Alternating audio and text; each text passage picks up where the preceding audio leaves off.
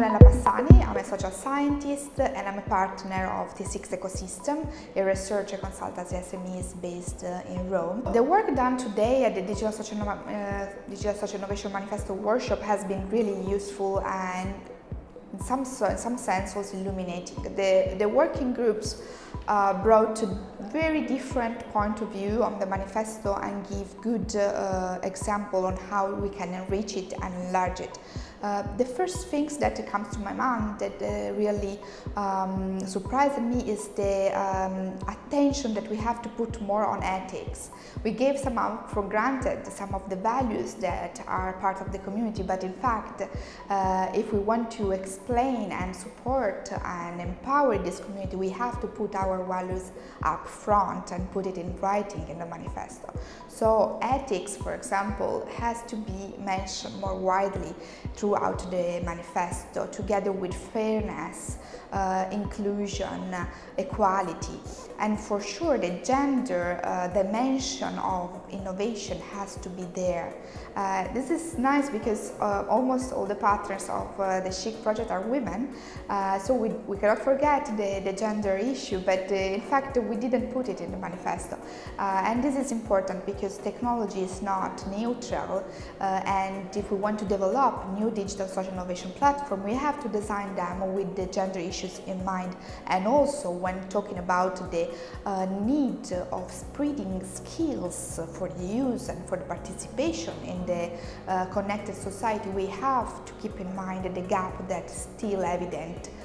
between men and women, for example, in ICT related job and position. So for sure this will going to be added to the manifesto as an important topic.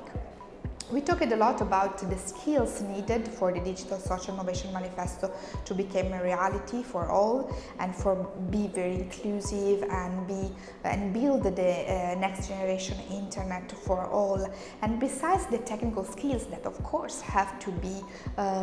spread better through school curricula and activities, and also physical space in which to meet and talk and work and have hands-on technology. There are also other skills that are needed in order to empower European citizens in the use of ICT, which are more soft skills like critical thinking.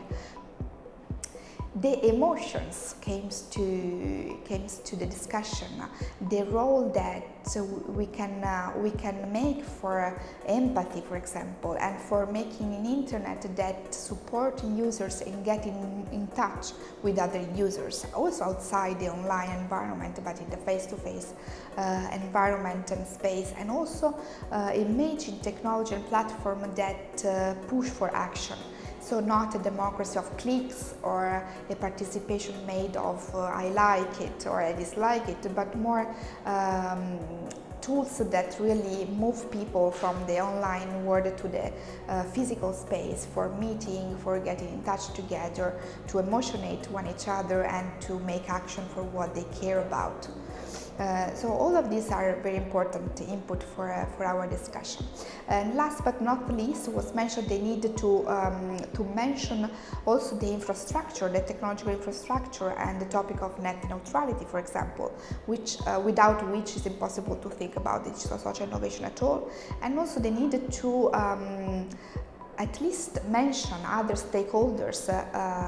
in the pictures, like the broadcasters and the big ICT company that are playing an important role in the discussion, and of course investors, for example, and look into sustainability of digital social innovation besides the public funding, which are already mentioned, but also the private sector can and has to play a role in make all of this innovation more sustainable on the long run. I think the manifesto is a good opportunity for the DSI community for many reasons. I mean, not only for the lobby purpose of the manifesto, which is the explicit aim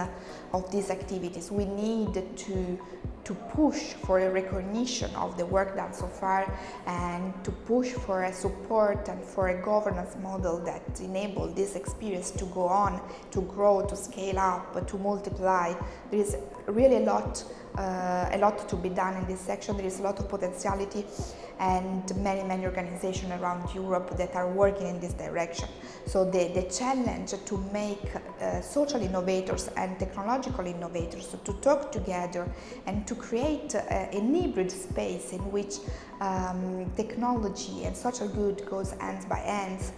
is something that we need to push forward to policymakers and to potential supporters.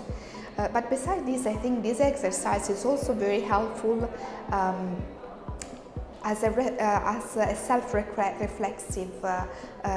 process. So to understand better who we are, what are our boundaries, what make the community, the digital social innovation community, what is the difference between this bunch of people and others that are working on similar topics around the world, and really look at each other and recognize one to another and build new bridges, new networks, new collaboration. So this is, of course, is a side effect, but I think it can be very powerful in terms of better framing our value and our mission for the good of the whole community and, of course, of the European citizens.